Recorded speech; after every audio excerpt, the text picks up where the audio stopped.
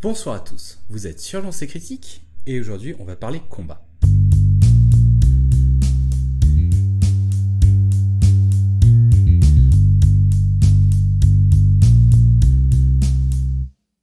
Le combat est un élément presque incontournable du jeu de rôle classique.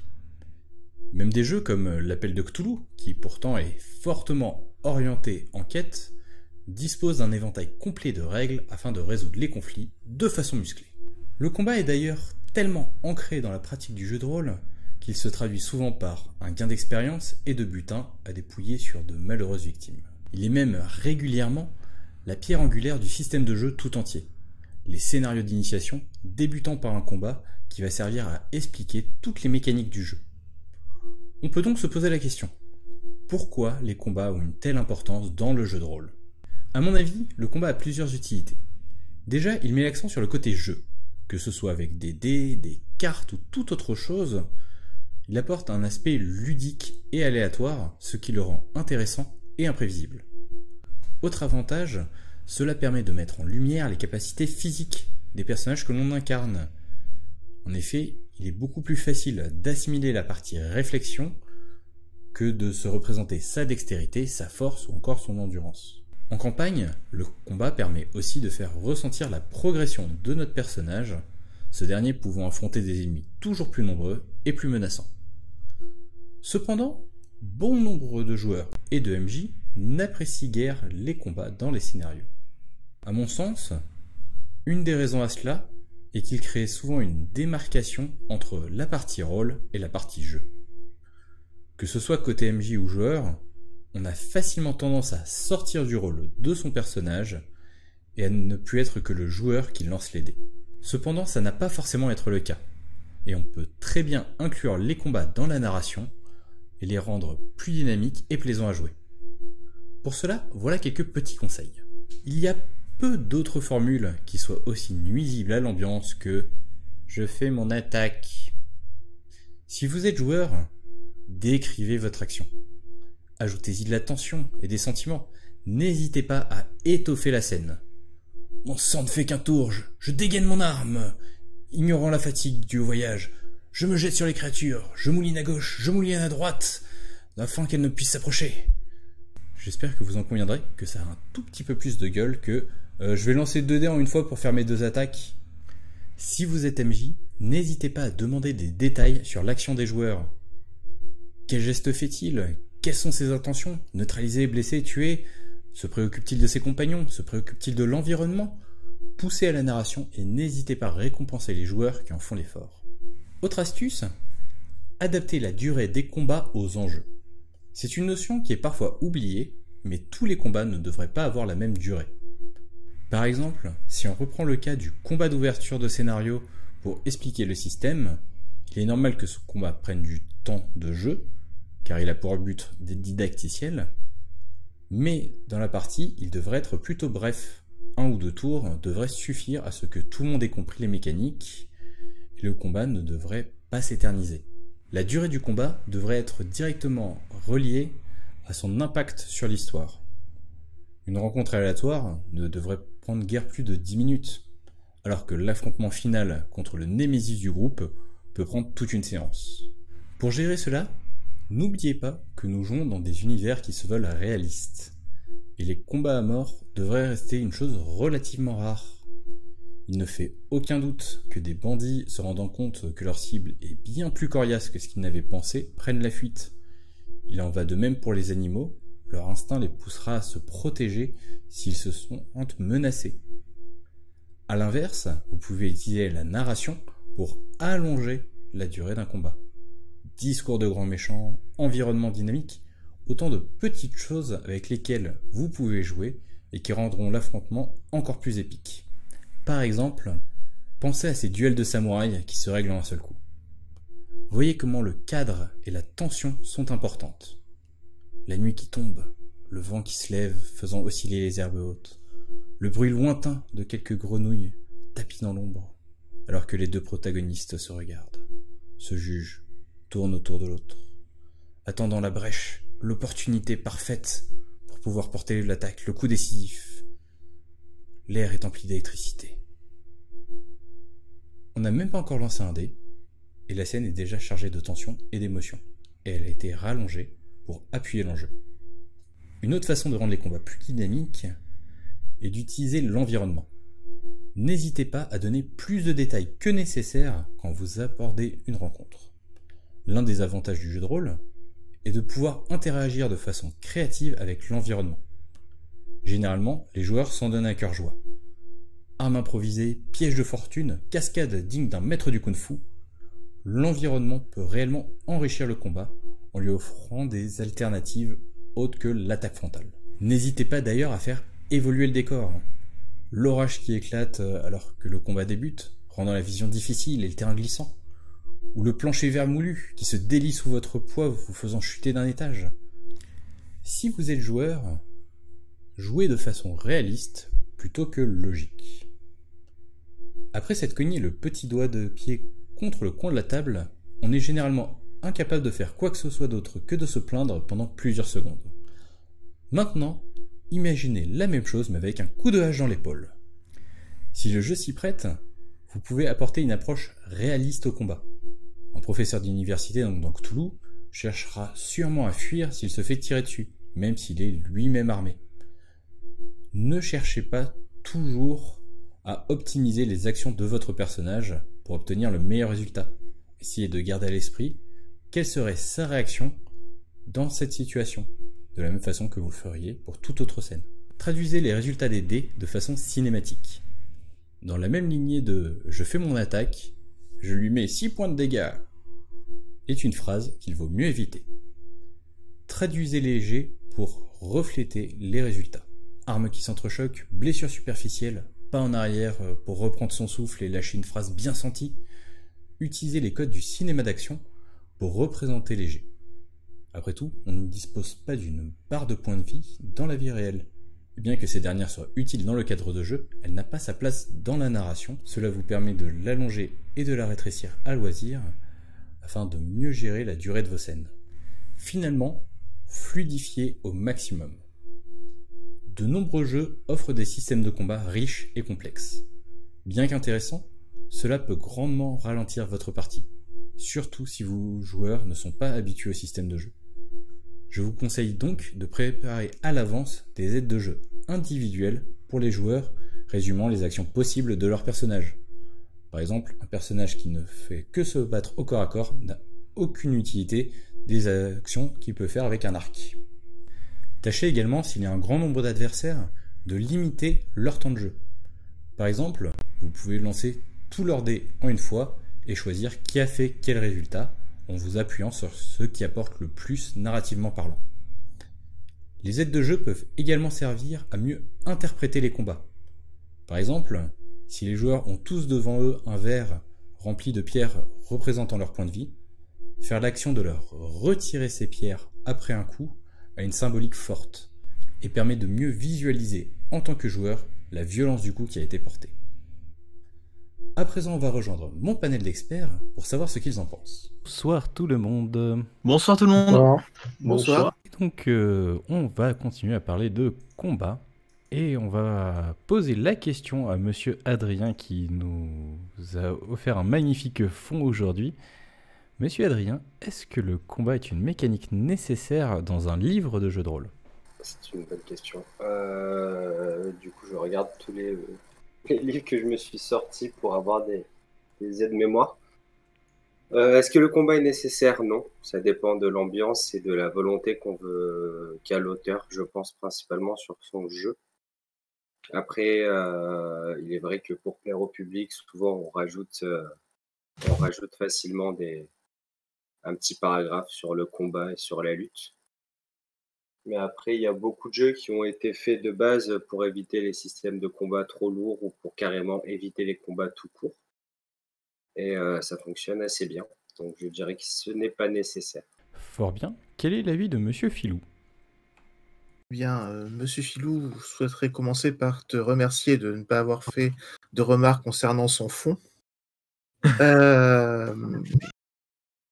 J'en pense que dans l'absolu, non, une mécanique de combat n'est pas nécessaire. Tout dépend de l'ambiance jeu. On peut très bien imaginer un jeu où on souhaite une ambiance intimiste qui ne se prête pas au grand combat. Après, ce qui est vrai, c'est que historiquement, le combat, c'est quand même un élément important de la pratique du jeu de rôle. Il me semble que actuellement, la tendance, en fait, c'est à considérer plus généralement la notion d'adversité, qui peut être une adversité physique contre laquelle on combat avec des armes, mais qui peut être aussi l'adversité des éléments, voilà, et de gérer, de ne pas avoir une mécanique spécifique au combat, mais d'avoir une mécanique plus générale qui est spécifique à un affrontement au sens large, qui peut passer par un combat, du coup, qui peut être utilisé pour un combat, mais qui peut également être utilisé dans n'importe quelle scène du moment qu'il y a une tension dramatique. Fort bien. Quel est l'avis de Mademoiselle Nam? Qu'est-ce que tu veux que je réponde après les deux qui viennent de passer là, franchement? Je pense qu'ils ont tout dit l'un comme l'autre, que ce soit Adrien ou Philou. Donc pour répondre à ta question, je serais plutôt de l'avis de dire que non, ce n'est pas nécessaire, dans la mesure où non, c'est pas nécessaire. En fait, ça dépend de quel type de jeu c'est. Je connais des jeux qui sont parfaitement où l'adversité n'engage pas un combat en fait. Donc du coup, ça dépend comme il disait Adrien, ça dépend de l'intention de l'autre part. Donc non, c'est pas nécessaire. En fait, je vais juste reprendre ce qu'ils ont dit les deux parce que c'était super chouette. Et on va poser la question à Monsieur Liam. Eh bien pareil, c'est un peu difficile de rajouter à ce qui a été dit. Je trouve aussi que ça dépend énormément du jeu. Par exemple, dans un Cthulhu, j'ai beaucoup plus de mal à apprécier le combat que dans, par exemple, un D&D ou quelconque autre jeu d'action ou d'heroic fantasy. Mais ça dépend aussi vraiment de la... en fait, là... Non, en fait, pardonnez, c'est un peu stupide ce que j'allais dire. J'allais dire que ça dépend, bien sûr, de la qualité du maître de jeu, mais cela pourrait être dit pour tout. Alors... Qu'en pense Monsieur Pierre? J'en pense qu'un minimum de règles de combat est nécessaire à la plupart des jeux.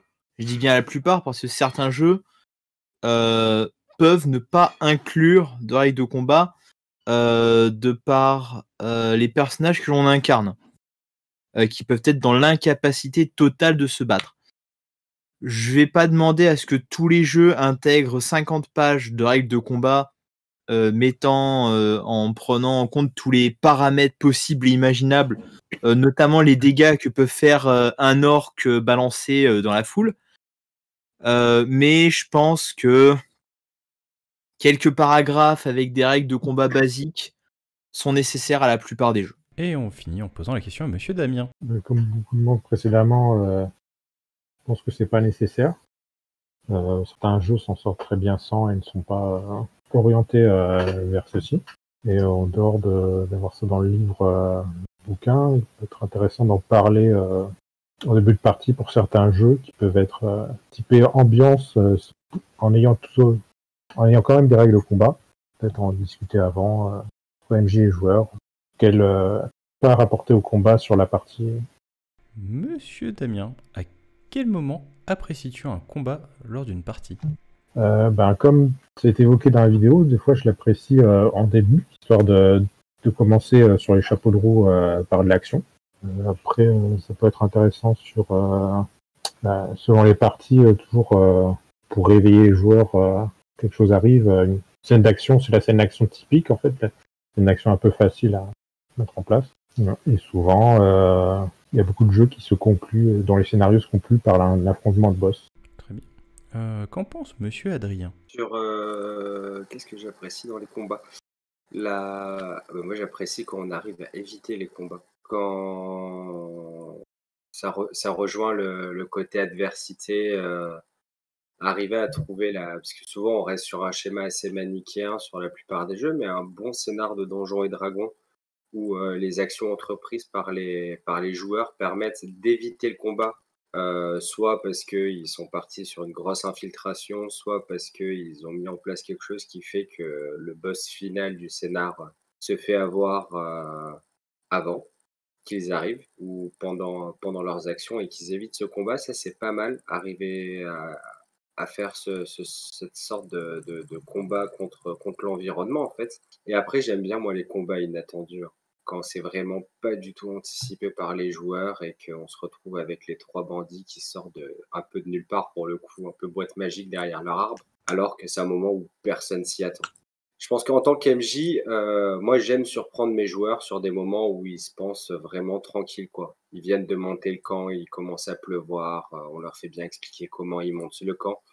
Et une fois qu'ils ont un peu galéré pour monter ce camp, leur faire un ressort d'action derrière. Et après, en tant que joueur, les bons combats bien scénarisés, c'est toujours sympathique, avec des petits passages à la Feng Shui, où le grand méchant va s'arrêter. J'aime bien le côté un peu nanardesque du truc. Il s'arrête dans une action pour lâcher une grande tirade. Et voilà. C'est ça. Ce que je préfère dans le combat, c'est qu'on reste pas dans un schéma trop classique. Trop classique. Après, c'est à voir avec les joueurs autour de la table, mais un combat en exploitant, par exemple, dans Witcher, toutes les règles tactiques sur le combat. Alors, ton combat va durer 45 minutes, mais pendant ces 45 minutes, si tout le monde est d'accord, ça peut être appréciable aussi de faire quelque chose de très tactique, sortir un peu du côté roleplay, comme ça a été dit dans la vidéo, pour entrer dans une partie vraiment plus action ciblée. Ça peut être assez appréciable aussi. Donc j'aime bien un peu tous les types de combats, mais surtout quand on les évite. Qu'en pense Monsieur Filou? Eh bien, je rejoins Adrien sur le fait que j'aime bien réussir à gagner un combat, mais j'aime encore plus réussir à l'éviter et faire en sorte que le combat n'ait pas lieu. Et sinon, lorsqu'il y a bel et bien une phase de combat, quelque chose que j'aime bien faire, mais que je n'arrive pas systématiquement à faire, ça dépend vraiment du personnage, des circonstances, etc., c'est de participer au combat de manière indirecte. C'est-à-dire pas en faisant des attaques directes et en enlevant des dégâts aux adversaires, mais en faisant des actions sur le côté qui vont permettre soit de mettre notre groupe en position de force ou de mettre les adversaires dans une situation de faiblesse, qui permettra de conclure le combat par un rapport de force, par une négociation avec un rapport de force. Donc ça, j'aime bien. Après, j'apprécie les combats quand ils sont brefs. Les combats qui s'éternisent, c'est l'enfer. Voilà. Lorsque on se retrouve à affronter la 14e vague de squelettes, alors qu'il n'y a aucun enjeu. On sait que la vague est prévue pour qu'on la batte. Et voilà. Au bout d'un moment, lorsque les joueurs s'endorment, c'est peut-être temps d'arrêter. Voilà.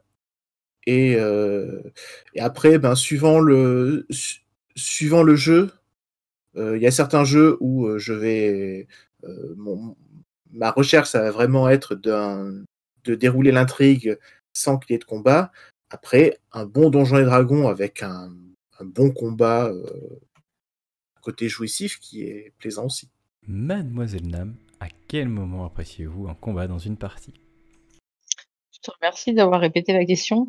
Du coup, quel moment? Moi, j'aime bien, j'aime bien quand les combats viennent renforcer la tension de l'histoire. En fait, ce que j'aime bien dans un combat, c'est juste que mon personnage soit confronté au combat. Après, le combat en lui-même, en tant que joueuse, ça me gave. Jeter des dés, machin, regarder ma feuille, faire des calculs, tout ça et tout. Si je peux passer le plus vite possible ce genre d'aspect-là, voilà. Donc à quel moment, du coup, pour répondre, c'est vraiment quand la tension est à son plus haut ou au contraire quand elle est vachement basse et qu'on s'y attend pas du tout. Un peu ce que tu disais, Adrien, concernant le feu de camp. Vraiment, quand ça te surprend et que ça te vient, voilà. Je trouve que c'est justifié. Je rejoins Philou sur le côté, plus un combat est rapide, je préfère. Enfin, moi, les combats, dès que ça passe 2 tours de table, je me fais déjà, je m'ennuie, pour rester poli.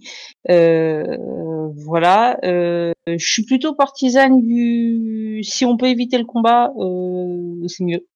Voilà. Voire même, j'éprouve plus de satisfaction quand le groupe a réussi à déjouer le scénario du maître de jeu qui avait prévu un combat à cet endroit-là ou une confrontation et que par notre ingéniosité, nos idées, enfin nos astuces, tout ça et tout, on a réussi à l'esquiver et à passer outre. Voilà. Donc je dirais j'aime les combats, mais à petite dose. Donc faut vraiment que ce soit sur des instants bien choisis. Quel est l'avis de Monsieur Liam sur la question? Puisque deux d'entre vous déjà ont été à ma table, vous savez que j'aime le combat, mais j'ai beaucoup de mal avec. Et pour mettre en contexte, j'ai commencé à jouer au jeu de rôle en Amérique avec des gens qui se foutaient un peu du côté rôle. J'étais vraiment le seul à essayer de faire construire mon perso et ils étaient plutôt là pour le combat. Alors, ça avait beaucoup de désavantages très clairs, mais ça avait un avantage, c'est que j'ai eu des sessions où le combat a été absolument passionnant et ça m'a vraiment fait aimer mettre des combats dans mes parties. Mais je trouve que même en sortant de ce contexte des D&D Bros qui sont très concentrés plus sur les règles du jeu que sur le contenu du scénar, même en sortant de cet aspect, je trouve que de bien pouvoir meubler le combat, de bien pouvoir ajouter des nuances au combat, par exemple, utiliser le combat, comme a dit Nam, pour ajouter le stress et aussi pour faire passer peut-être le lore. Par exemple, si nous sommes dans une région qui a l'air assez paisible, où les gens ont l'air très heureux, mais que tout d'un coup, une bande de bandits avec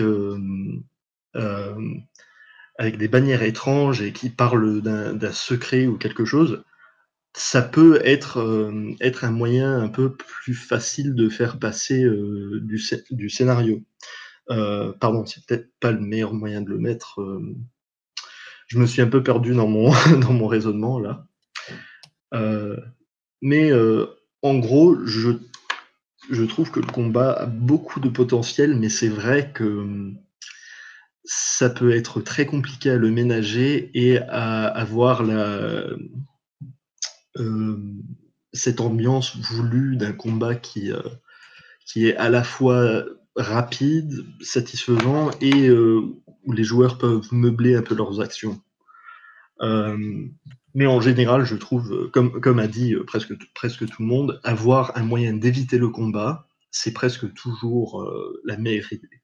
Bien sûr, s'il y a un combat qui est absolument inévitable dans l'histoire du jeu, dans le scénario du jeu, là tu es un peu obligé, mais j'aime bien toujours mettre, en tant que maître de jeu, mettre 2 ou 3 moyens potentiels d'éviter un combat. C'était fort complet. Monsieur Pierre, avez-vous quelque chose à rajouter? Rajouter pas grand chose, justement. Pareil, j'aime bien quand il y a une solution entre guillemets pacifique afin d'éviter le combat. Je dirais que j'aime le combat quand ce dernier n'est pas évitable, quand ce dernier quand le combat est la dernière solution qui existe. Voilà. J'ai envie de dire le combat didacticiel qui permet d'apprendre les règles peut être nécessaire en début de scénario, et j'avoue bien aimer le fameux gros combat final où on va passer 1 heure à combattre un ou plusieurs ennemis, mais j'aime surtout les combats qui ont un impact sur l'histoire, un impact sur la narration et qui ne sont pas juste un combat parmi d'autres. Du coup, Pierre, es-tu plutôt rigoureux ou plutôt souple quant à l'application des règles de combat, sachant que tu peux adapter ta réponse en fonction des jeux? Alors, la plupart du temps, je suis plutôt souple.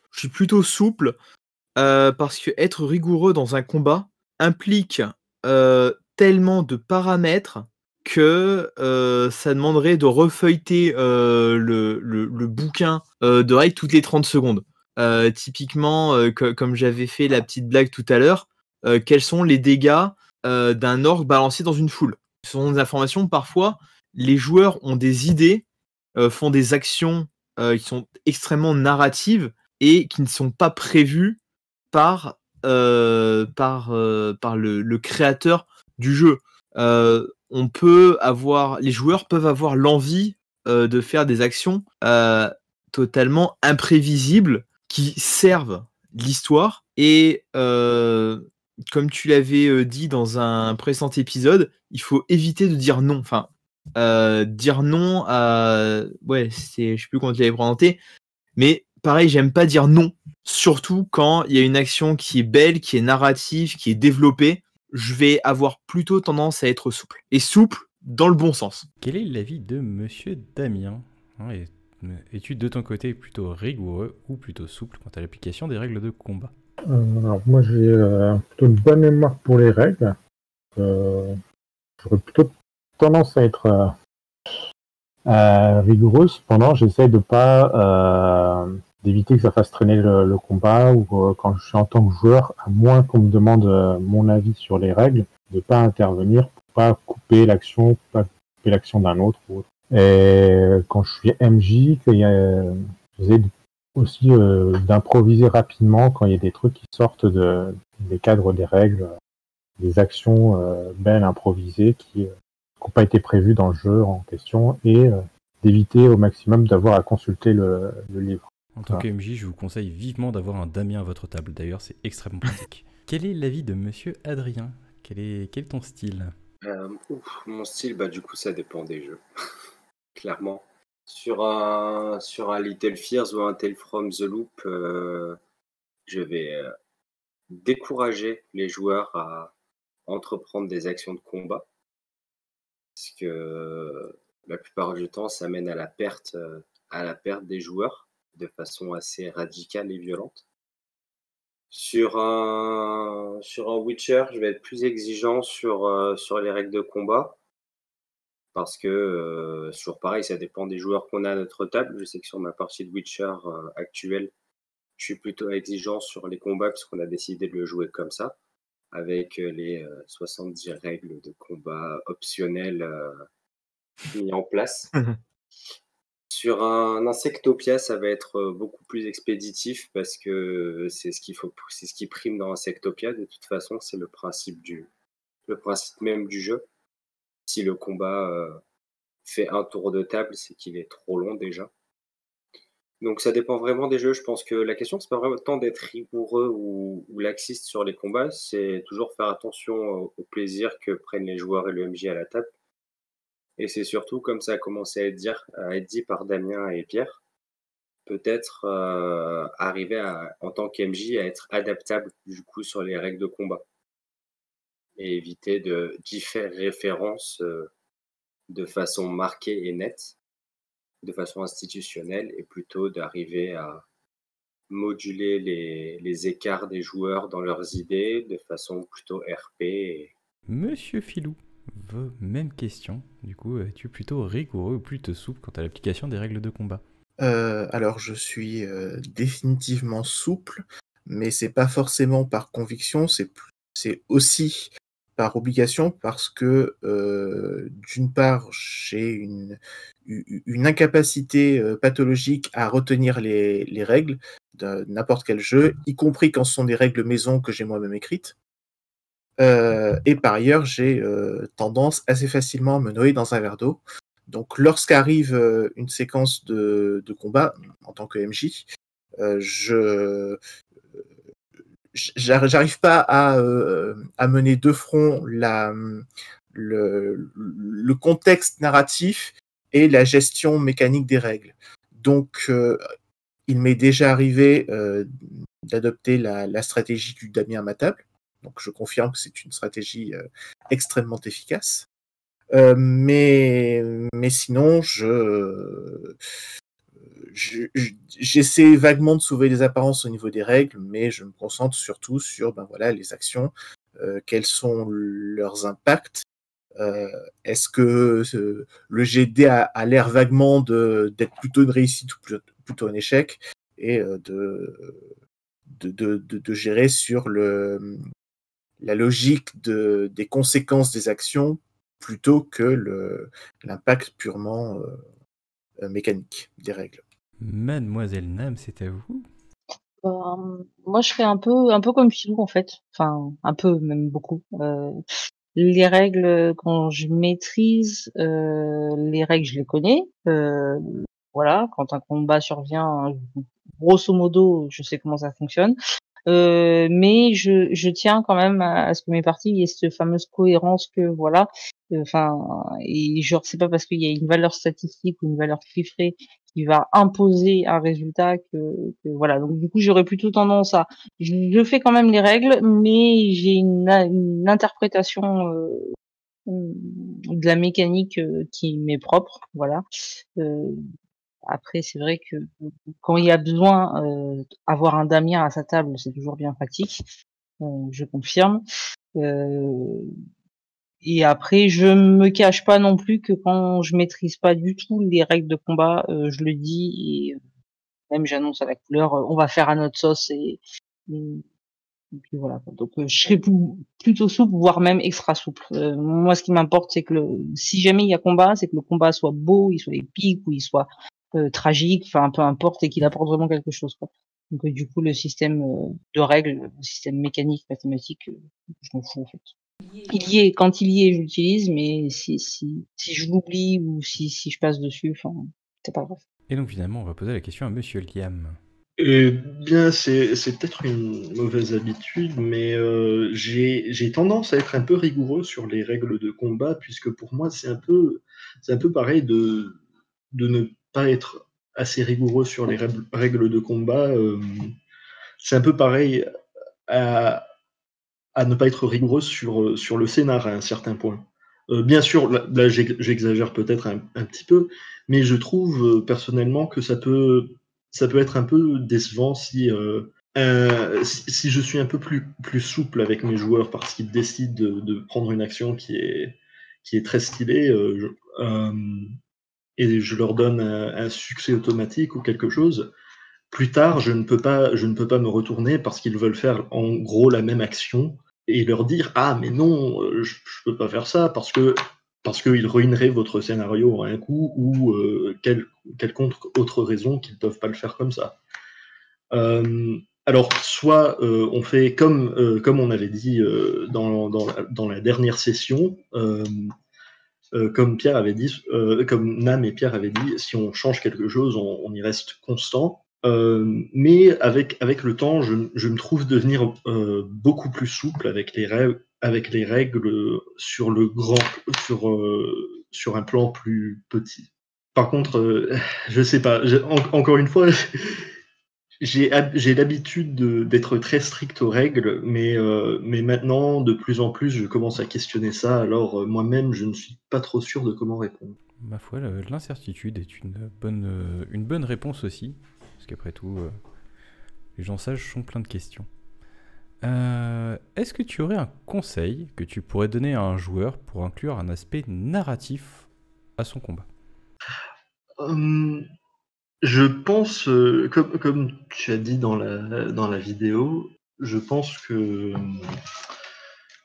c'est très important pour les joueurs de meubler un petit peu leur action, pas trop parce qu'après ça peut faire éterniser le combat, mais surtout si par exemple je joue un nain avec une hache, au lieu de dire simplement je lui fais un coup, je dis je lui tranche la jambe avec ma hache et j'essaye de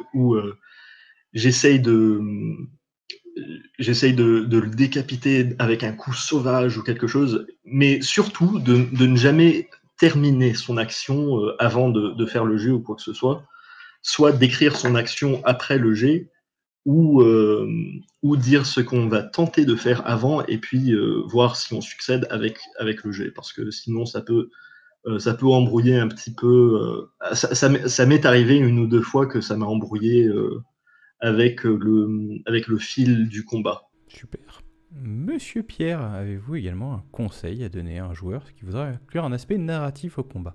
Alors déjà, dans un premier temps, voir avec son groupe si ce dernier est inspiré. Parce que il peut arriver qu'il y ait des joueurs qui soient super inspirés pour décrire le combat, la manière dont justement son nain va d'un coup de hache, voilà, remontant par l'angle inférieur gauche, trancher la jambe juste au-dessus du genou. Ou des joueurs peuvent justement, comme tu l'as abordé, ça peut aussi ne pas être inspirés par le combat. Donc déjà faire lancer le dé pour savoir à quel point l'action est réussite. Et quand l'action est magistrale, laisser la description au joueur.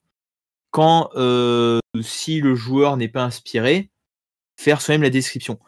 Au niveau de comment inclure cet aspect narratif, je dirais se faire une petite base de données, une petite base d'informations en regardant des scènes de combat de films sur YouTube. Ça peut paraître con, mais il y a des scènes de combat qui sont extrêmement bien chorégraphiées. La plupart du temps, c'est un peu du bullshit, mais ça peut donner quelques idées sur la manière de mettre en place telle ou telle action.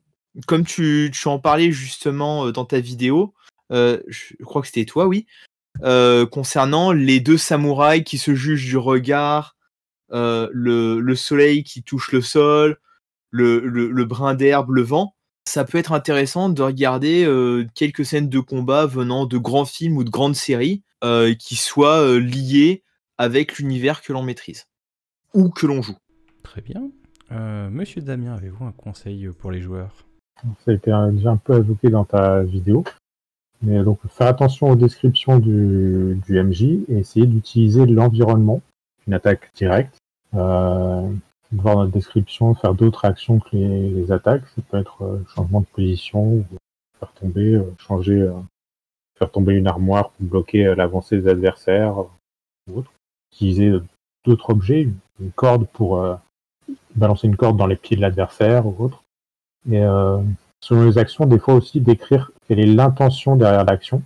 Parce que selon les descriptions, quand tu fais tomber l'armoire, par exemple, est-ce que ton intention c'est de la faire tomber sur l'adversaire pour le blesser, ou est-ce que ton intention c'est de la faire tomber devant l'adversaire pour l'empêcher de passer, en fait? Tu dis juste que tu vas faire tomber l'armoire, le MJ va l'interpréter d'une façon ou d'une autre, mais je suis pas sûr qu'il l'interprète de la façon dont toi tu le voyais, dont le joueur le voyait. Voilà.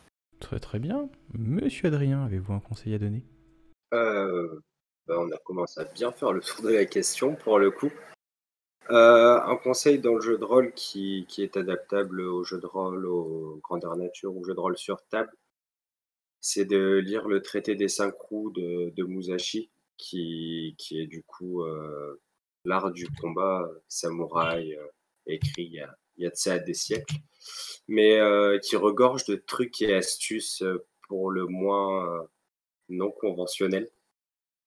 Donc ça peut être pas mal pour donner des idées pour pouvoir jouer avec l'environnement. Et comme l'a dit Damien, je pense qu'il faut pas être avare sur les détails en tant que joueur, parce qu'il n'y a rien de pire que l'action qui se coupe en plein milieu avec le MJ qui dit bon bah c'est bon, tu as réussi, tu as ton armoire qui tombe devant ton adversaire, et le joueur qui fait ah bah non, moi je voulais que ça tombe dessus. Et du coup, soit relancer tous les dés pour tout refaire, et dans ce cas-là, c'est fini, on a perdu tous nos joueurs à la table et le joueur a perdu tous ses collègues autour de la table. Soit ça commence à rentrer dans des discussions pas possibles avec l'autre qui dit oui, mais moi au début, quand j'ai dit que je claquais la porte, je pensais que c'était pour claquer sur les doigts de l'adversaire qui était en train de monter. Et ça rentre dans des négociations qui n'ont pas spécialement lieu d'être et qui ralentissent pas mal l'action. Du coup, comme ils ont tous les deux mentionné, d'abord dans les séries et puis avec le traité des 5 roues de Musashi, ça peut être intéressant aussi de lire beaucoup de livres d'action, des livres, par exemple, je me rappelle. plus du nom, mais j'ai lu un livre récemment basé dans l'ère viking, qui était incroyablement bien écrit. C'était en anglais, mais bien sûr, ça peut s'appliquer en français, de pouvoir lire les actions décrites comme ça par un bon auteur, puisque nous sommes sauf dans les grandeurs nature, puisque nous sommes dans un médium écrit, parlé, verbal.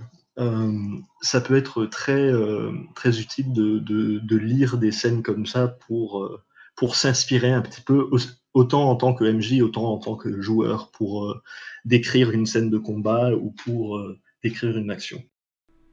C'est ma foi un autre très bon conseil que j'appuie grandement, étant un amateur de lecture d'Heroic Fantasy. C'est vrai que on a souvent des belles descriptions de combat, tout aussi épiques les unes que les autres, selon le type de fantasy qu'on apprécie. Monsieur Philou, avez-vous un conseil ? Moi, mon conseil, ce serait que le joueur n'oublie pas que on est en combat, mais il joue aussi un personnage avec ses qualités, ses défauts, ses émotions sur l'instant, et que l'action n'a pas à être l'action la plus froidement stratégique qui convient au moment. Voilà, on a le droit de décider de faire une action qui ne semble pas stratégique, parce que le personnage a des émotions et qui peut aussi agir sous le coup de ses émotions. Alors c'est une anecdote, l'une des très rares parties de Donjons et Dragons 4e édition à laquelle j'ai participé, et qui avait pour but de montrer à quel point c'était fabuleux de faire un combat sur Battlemap hyper stratégique avec ce jeu. Et il y a eu donc un combat qui a eu lieu, et lors de ce combat, il y a un PNJ auquel je m'étais attaché, je ne sais plus pour quelle raison, qui tombe à 0 point de vie, qui tombe. Et le premier réflexe, ça a été de courir pour le récupérer dans mes bras, et ce faisant, je faisais perdre au groupe une position, une case stratégique, et les personnes qui voulaient m'initier à ce jeu et qui me suggéraient de faire des actions me disaient clairement de ne pas faire ce que j'avais l'intention de faire, mais c'était ce que mon personnage avait envie de faire. Et si l'action est belle, si l'action va bien avec le personnage, va bien avec la situation, le MJ va pas punir. Il va donner des conséquences, mais les conséquences vont aller vers plus de jeu, vers une meilleure histoire, mais pas sur bêtement sanctionner un choix non stratégique. Voilà. Alors, je vais me permettre de rebondir. Est-ce que le jeu auquel la partie à laquelle tu as participé était une partie de jeu de rôle ou une partie de jeu de plateau ? Comment cette partie a-t-elle été interprétée par les joueurs, par les autres joueurs ? Alors, je t'avoue que ça remonte à loin, donc je me souviens plus exactement de comment ça s'était présenté. Le fait est que c'est quand même une blague assez récurrente lorsqu'on parle de Donjons et Dragons 4e édition, de le ranger dans la catégorie jeu de figurines et pas jeu de rôle. Voilà. Et en ce qui me concerne, c'est une blague que j'ai fait à plusieurs reprises, et à chaque fois que je la fais, j'ai effectivement cette partie en tête. Alors, de mémoire, effectivement, le but affiché du MJ, et qui était venu avec des habitués de sa table pour faire une présentation au club, le but affiché était de promouvoir le jeu. Alors, dans promouvoir le jeu, il y avait promouvoir le système en particulier, mais de manière on peut s'attendre à ce que s'ils viennent pour promouvoir le jeu, ils le promeuvent dans sa totalité, pas seulement dans le côté mécanique pur et dur, même si Donjons & Dragons, il est vrai, est un système plus qu'un univers. Cela étant, même si le but de la partie était de mettre à l'épreuve le système, mettre à l'épreuve le système, c'est aussi le mettre à l'épreuve dans des sur des actions comme celle-là. Oui, je suis entièrement d'accord. Il est censé pouvoir aussi gérer ça. Ça pourrait être un thème intéressant à aborder lors d'une masterclass, l'utilisation de la battle map et son impact sur la narration. Peut-être. Maybe. Et donc maintenant, après tout ça, est-ce que Mademoiselle Nam se rappelle de la question? Attends. Oui, des astuces pour les PJ pour voilà, ça y est, je m'en rappelle. Qu'est-ce que je pourrais dire? En fait, je vais peut-être dire que je suis un peu d'accord avec Fulou dans le sens où faut pas oublier qu'on joue enfin, on est des rôlistes, on joue un jeu de rôle et qu'il y a un moment, en fait, quand on est joueur, il faut que même dans les combats, on arrive à interpréter notre personnage et je trouve ça cohérent. Que même si nous, en tant que joueurs, on sait que porter un grand coup de hache à l'ennemi ou quoi que ce soit, on va dire, ça va être une victoire dans le sens où on va infliger des dégâts et on va faire avancer le combat et ce genre de choses. Mais il faut prendre aussi la psychologie du personnage. Et je veux dire, si le personnage dans un combat fait quelque chose qui va à l'encontre d'une réussite, enfin, je sais pas si je suis claire ou pas. Je sais pas trop. Peut-être que je me mélange. Ouais. Si le personnage va à l'encontre d'une réussite, enfin, je trouve ça plus parlant que oui de dire je porte mon attaque, même si tu l'as décrit avec des belles actions, des belles choses. Je pense à ça notamment parce que j'ai lu une nana qui sur un blog, elle tient, c'est une rôliste, et j'ai trouvé ça super intéressant parce que elle prenait l'exemple, elle, justement dans un combat. Elle joue genre une combattante, bref, et habituée à tailler du monstre, taille tout, et arrive la grande scène de combat final avec le boss de fin. Et cette joueuse a considéré que son personnage étant rompu au combat, voilà, du coup la joueuse a décidé de détourner le système de jeu, la mécanique de jeu, en disant mon personnage ne peut tuer le boss de fin que sur une action flamboyante. Et donc du coup en fait elle a utilisé ces tokens de relance uniquement pour essayer de sortir un critique sur son attaque.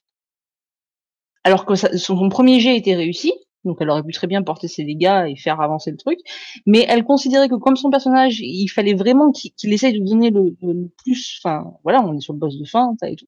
Et ben elle était prête elle-même à utiliser le système de jeu pour que le personnage réussisse. Et je trouvais ça intéressant dans le sens où voilà, c'est plus le joueur qui déplace son pion sur la battle map en disant ah j'avance de 3 cases, là il t'a porté des machins. Non, elle rentre vraiment dans le rôle et elle essaye de faire parler l'histoire. Enfin, je sais pas si je suis trop. En fait, moi je pense qu'à un moment, quand on est dans un combat et si on est PJ et que voilà, il faut arrêter de penser stratégie joueur et il faut se mettre à la place du personnage. Enfin, c'est du jeu de rôle de toute façon. Donc le jeu de rôle, c'est pas uniquement les échanges de dialogue avec les PNJ, c'est aussi dans le combat. Et voilà. Bah écoute, vu que là, on te sent plein de passion, d'énergie et de véhémence, quel conseil tu pourrais donner à un maître de jeu pour rendre sa scène de combat mémorable? Du coup, je suis maître de jeu aussi, donc voilà. J'aurais tendance à dire que, enfin, ça c'est ma façon de maîtriser. J'ai une façon de maîtriser très cinématographique sur mes scènes, que ce soit la description pure ou des scènes de combat. Donc, je vais avoir tendance, je vais être un petit peu du genre, je parle d'ailleurs beaucoup avec les mains, à mimer les actions, à délimiter des cadres en disant voilà là c'est sur sa droite, mais je vais vraiment faire le geste en disant c'est comme ça. Enfin, je vais essayer d'apporter une scénographie à mon interprétation de maître de jeu pour décrire la scène. et pas simplement de dire oui, alors t'as un monstre à ta droite, un monstre à ta gauche, lui il a 18 PV, lui il en a 15. Voilà, je vais peut-être apporter des détails. Je suis très dans le visuel et je suis très dans ouais, façon cinématographique. Donc essayer d'apporter pas du détail, mais faut que ça pète. Enfin, faut que le joueur il en ait plein les yeux, même si, enfin, dans ce cas-là, c'est dans sa tête, mais faut qu'il voit la scène que quand tu lui poses sa scène, sa confrontation, il la voit, il la ressente et que voilà. J'irais peut-être un peu cabotiner un peu aussi. Monsieur Liam, as-tu un conseil à donner pour rendre une scène de combat mémorable en tant que MJ? Certainement. En fait, je trouve qu'il ne faut jamais avoir un combat sans raison. Par exemple, si on fait une section en aparté où quelqu'un va voyager jusqu'à une cité éloignée, mais on va pas étendre ça jusqu'en 3 épisodes d'une campagne, quand logiquement il se ferait attaquer par des bandits, s'il sait déjà que la région est dangereuse et pleine de bandits, on peut simplement sauter ce combat en narratif, dire ah, tu as eu quelques problèmes avec des bandits sur la route, et s'il a vraiment eu des grands problèmes, tu dis ah, tu as pris quelques dégâts, pas ridicules, mais en quelque chose qui serait logique avec la situation.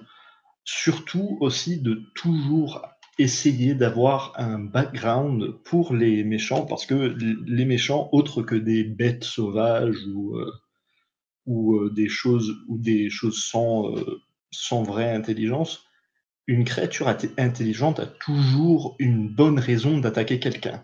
Ben, toujours. La plupart du temps, a une très très bonne raison d'attaquer quelqu'un. Alors, toujours essayer d'influer ça dans les personnages qui font l'attaque pour que ça ne soit pas juste un mob sans nom, sans visage. Et aussi avoir des récompenses hors de l'habituel trésor ou quoi que ce soit. Par exemple, si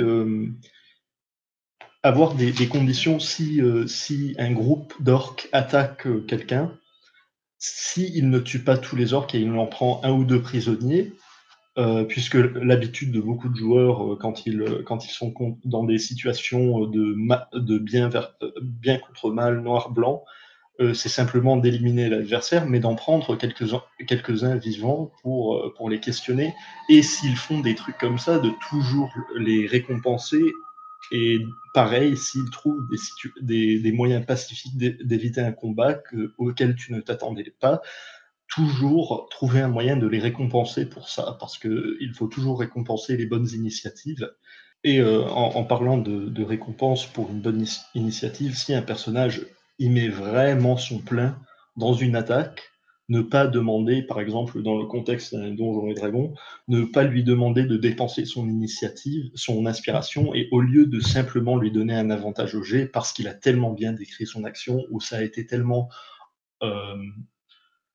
en caractère, par exemple dans le cas de Filou qui va sauver son ami, s'il doit faire un jet quelconque pour atteindre son ami, dans ce cas, si j'étais son maître de jeu, je lui donnerais immédiatement l'avantage parce que c'est une motivation vraiment en roleplay.